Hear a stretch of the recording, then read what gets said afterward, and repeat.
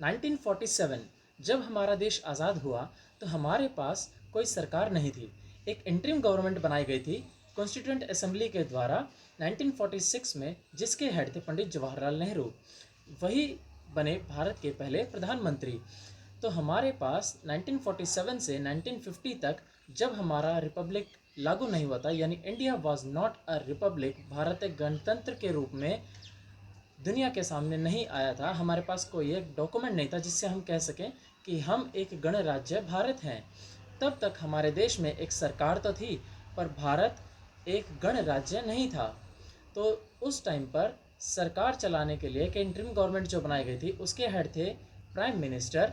इसीलिए 15 अगस्त को prime minister, प्रधानमंत्री, जो उस टाइम पर जवाहरलाल नेहरू बने थे इंटरिम गवर्नमेंट के हेड, उन्होंने झंडा फहराया। और 15 अगस्त को जो झंडा फहराया जाता है उसको बोलते हैं फ्लैग होइस्टिंग। फ्लैग होइस्टिंग का मतलब होता है कि अंग्रेज़ों का झंडा नीचे आ रहा था और भारत का झंडा ऊपर जा रहा था।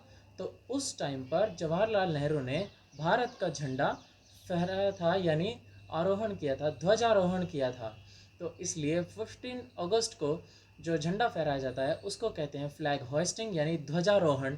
और 26 जनवरी को जब भारत एक गणतंत्र के रूप में उभर के आया तो तब राष्ट्रपति ने राज्य के मुखिया के रूप में 26 जनवरी को राजपथ पे झंडा फहराया।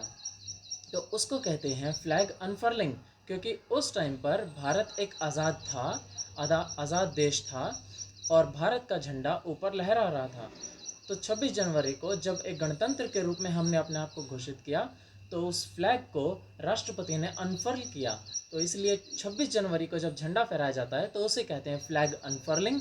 एंड 15 अगस्त को जब झंडा फहराया जाता है तो उसे कहते हैं flag hoisting. So this was the basic difference between the flag furling and flag hoisting. Okay, तो 15 अगस्त को और 26 जनवरी को झंडा फहराने में ये डिफरेंस है basic. Thank you and have a nice day. Happy independence day.